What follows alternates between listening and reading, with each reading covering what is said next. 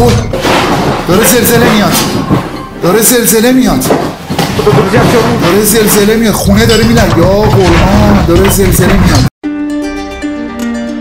سلام رفقای عزیز، حالتون چطوره؟ من پویا هستم و خوش اومدید به یه ویدیوی ترسناک بدفریکی دیگه. امروز براتون از یه جستجوگر روس آماده کردم که قبلا هم توی کانال گذاشته بودم ازش. این دفعه میره توی خونه که تو اون خونه زلزله میاد، یعنی قدرت موجودات ماورایی باعث میشه که زلزله بیاد. امروز از 2 تا ویدیو روسه یه ویدیو براتون درآوردم که قسمت‌های ترسناکشو براتون میذارم. اگه تازه هستین توی این چنل یادتون نره پایین دکمه سابسکرایب رو بزنید.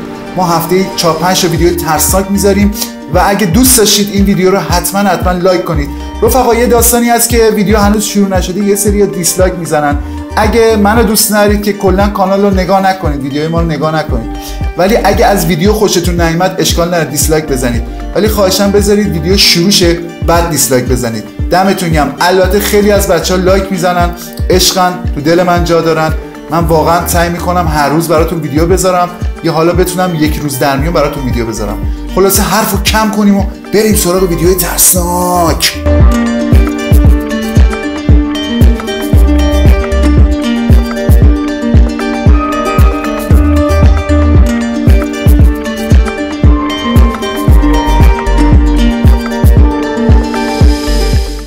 Всем привет! Недавно на почту мне пришло сообщение с координатами. یه سری پیام دریافت کردم. این یکی از اون خونه‌ایه که что в этом доме жили пожилые люди и رفته جایی که تسخیر شده.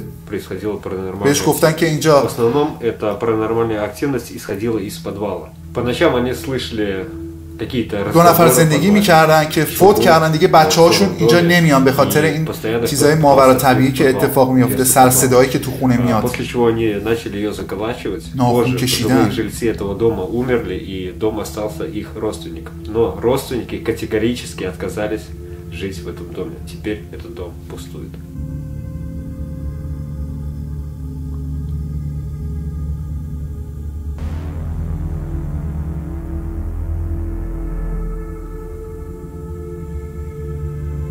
خونه عجیبیه.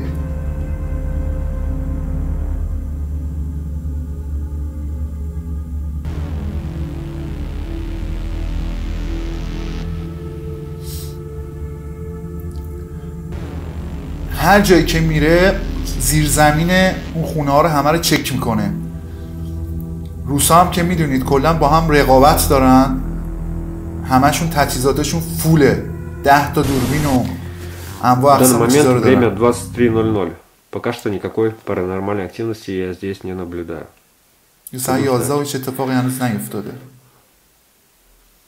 Возможно, сейчас проведу сеанс ИГФ. جلسه EGF یعنی همون اون دستگاهشو میذاره، باشون ارتباط میگیره، باشون صحبت میکنه. خیلی موقع هم جوابشو میدن. شروع شد.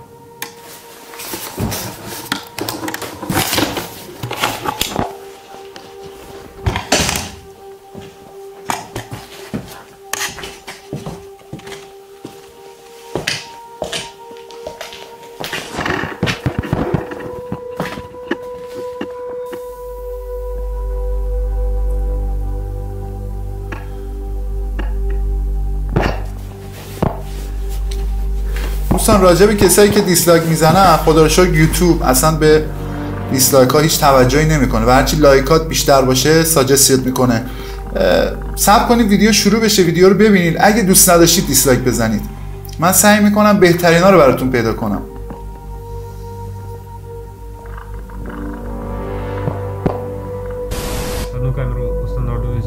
همه جای خونه دوربین میذاره دیگه. خونه خرابه شده دیگه.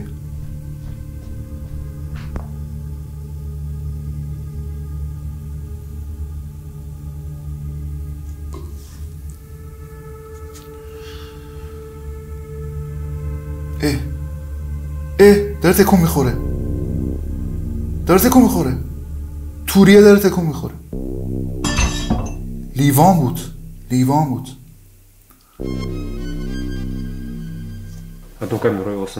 واقعا کارهای اینا هیچ توجیهی نداره. اصلا نمیتونی بگی نخ بس بوده فلان بس بوده. сейчас чуть попозже еще подписю. این همون موقع بود که لیوان افتاد.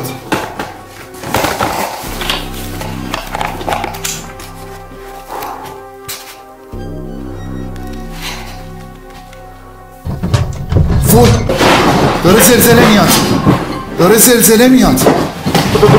داره زلزله میاد. خونه داره میلرزه. یا قرآن داره زلزله میاد. وای وای خونه خراب شد دیگه. اینو که آدمیزاد نمیتونه انجام بده. خونه داشت میلرزید. رفقا من احتمال میدم این کار اجنه و این چیزا نیست. این یه قدرت شیطانیه که تو این خونه است، چون فقط یه قدرت خیلی زیاد میتونه این کار انجام بده. یه قدرت شیطانیه، مثلا کار اجنه و اینا فکر نکنم باشه. نمیدونم، باز نظرتون حتما بنویسید. خیلی عجیب بود. زلزله اومد.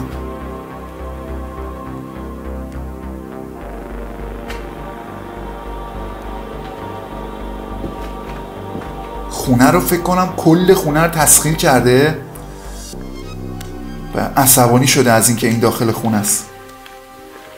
فکر کنم قبلا هم زلزله اومده خونه خراب شده یه جورایی.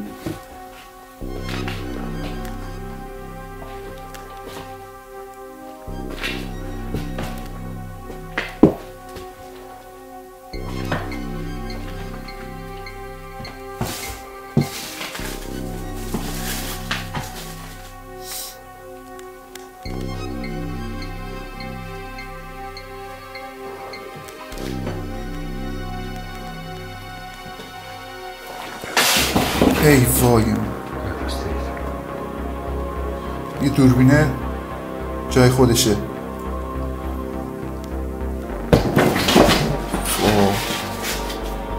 از زیر زمین هرچی هست. فهم خیلی عجیبه. یه خورده بهش فکر کنید. زلزله چجوری اومد؟ چجوری همه خونه لرزید؟ شانس میاره بلا سر خودش نمیاد.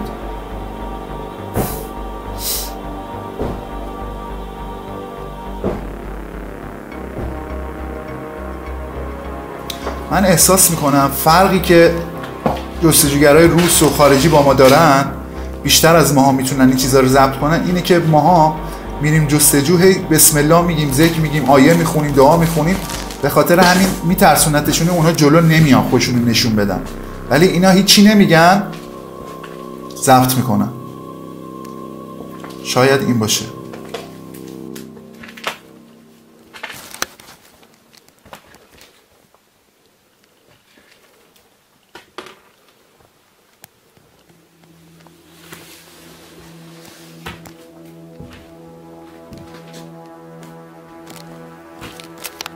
Звуки из подвала идут.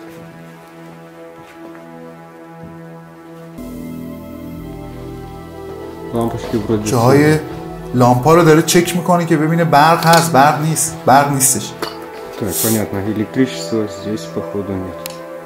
В общем, сейчас я буду заносить сюда все свои вещи и дожидаться 12 ночи.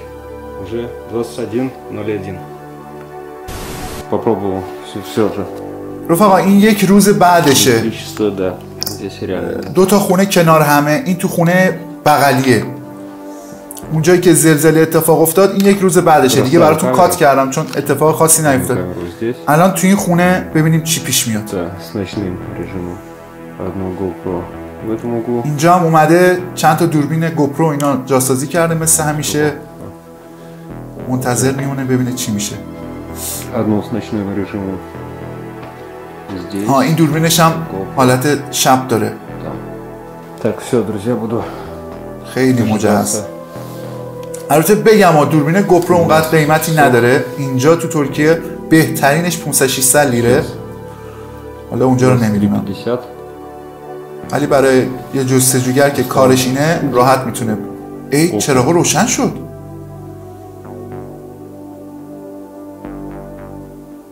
Это что такое?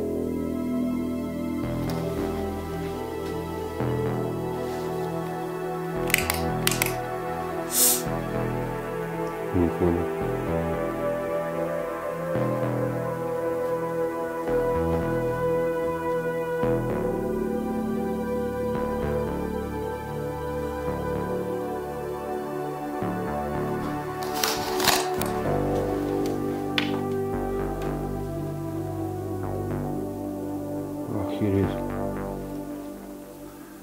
خونه خوفیه خدایش. Это получается, что во всей деревне просто электричество нет. Так, я в ожидании. Время 58 минут. این صبر میکنه که کامل مثلا ساعت 12 به بعد بشه. رأس ساعت 12.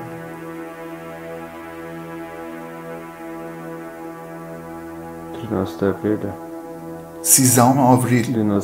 چه روز نحسی.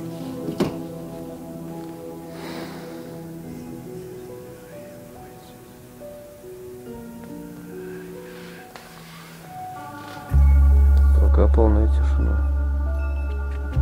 Те камеры я еще не включал все. دوربینا رو هنوز روشن نکرده.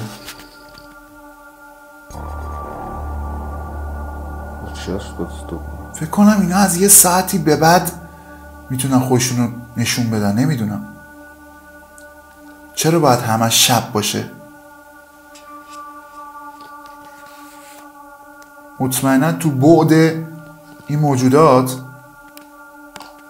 شبا نمیدونم شبا میتونن ظاهر بشن.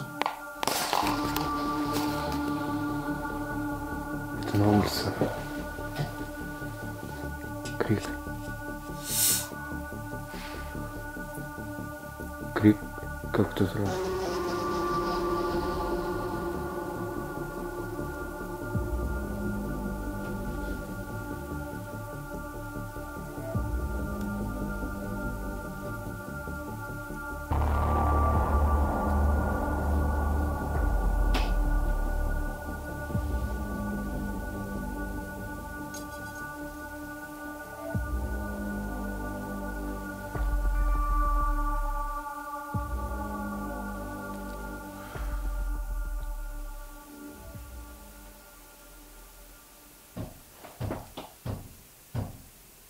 صدا اومد.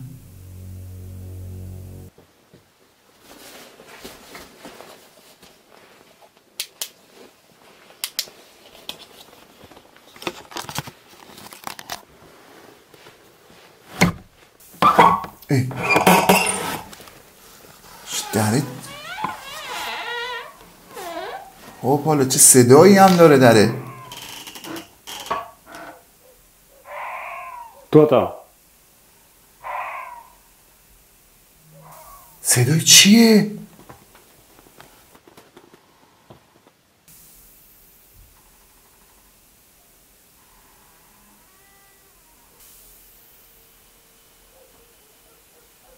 صدای ناله و جیغ بود. قفل دره تکون. وای قفل دره چجوری تکون خورد؟ اینو دیگه واقعا توجیه نداره. قفل قشنگ رفت تو دیوار. خیلی عجیب بود.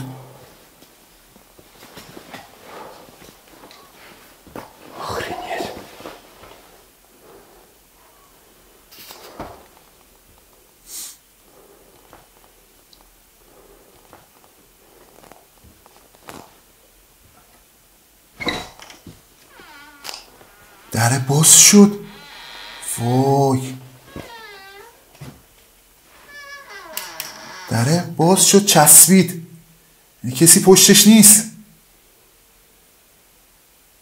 درکش واقعا سخته ولی توجیهی نداره.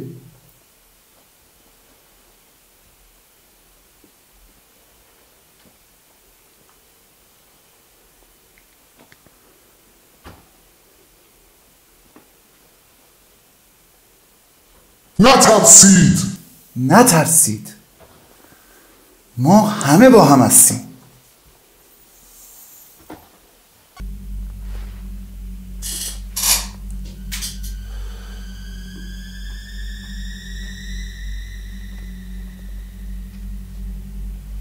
صدایی اومد از اینجا.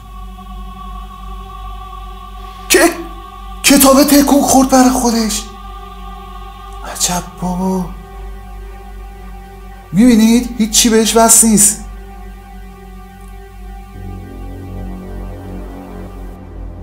Я сейчас боковым зрением увидел вроде реально сейчас двинулась книга.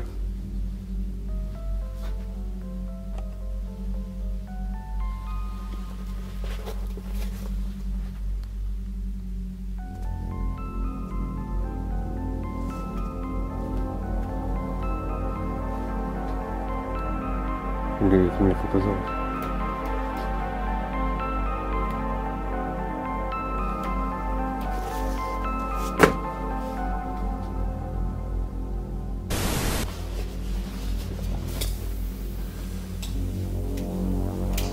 دوباره رفت سمت دره.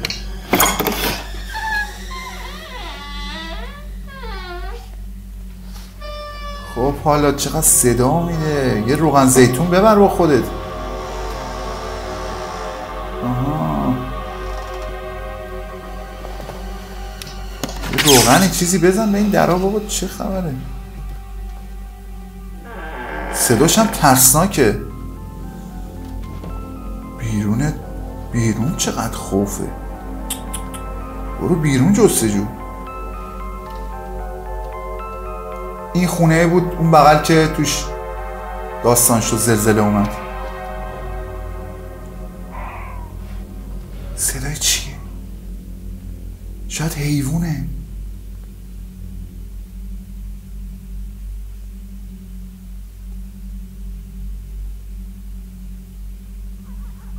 صد % اینجا در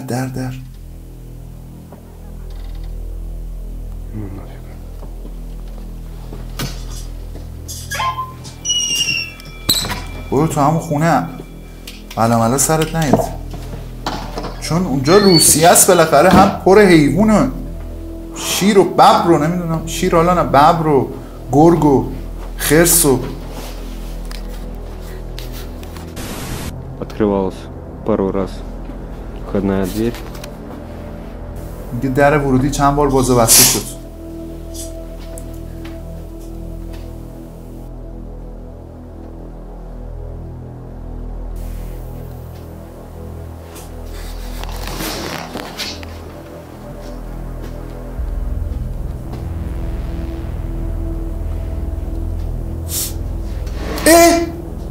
کمد کشو باز شد.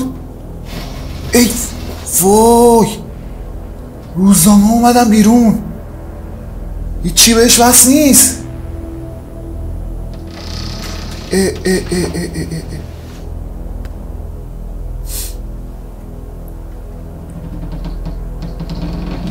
وای، دره برای خودش باز شد.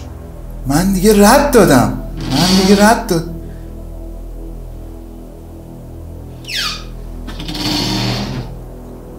این چرا اینجوری میشه؟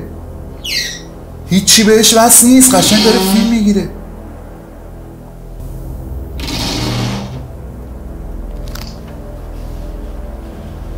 میبینید هیچی بهش وصل نیست، نه نخی نه چی. چجوری این بازه وصل؟ خدایا دیگه اینو نمیشه توجیه کرد. من دیگه اینجوریشو ندیده بودم.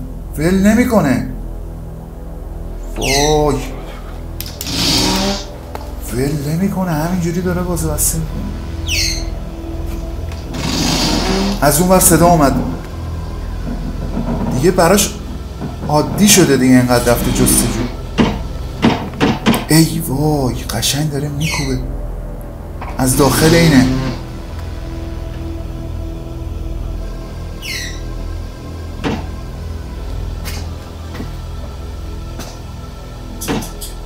من دیگه واقعا دیگه رد دادم.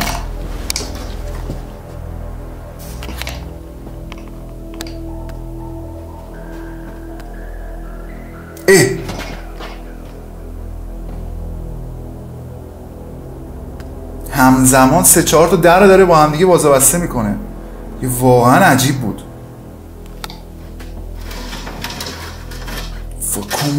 وای، کمد داره تکون میخوره. وحشت کامل. هر کی باشه میترسه دیگه. از جلو گرفت. هیچی بهش وصل نبود.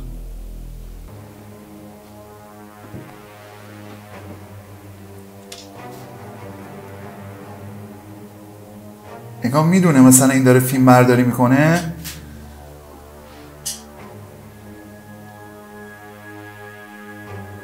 رفت.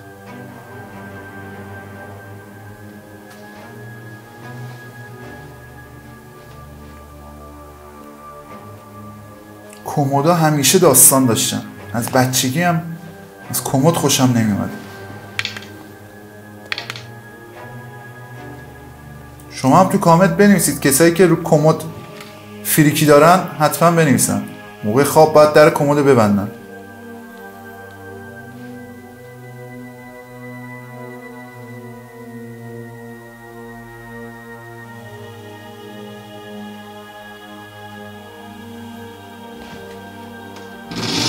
ای وای بازم شروع شد. چجوری ممکنه همچین چیزی؟ میبینید هیچی بهش وصل نیست، میبنده باز میکنه.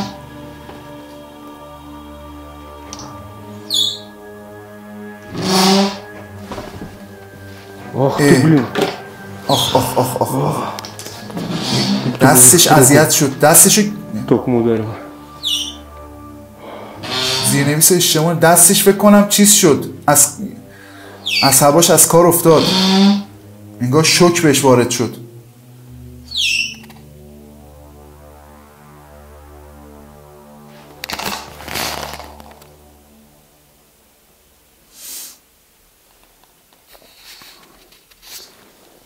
Охренеть. دستش بدبخت. خوبه حالا بلا ملا سرش نمیاد.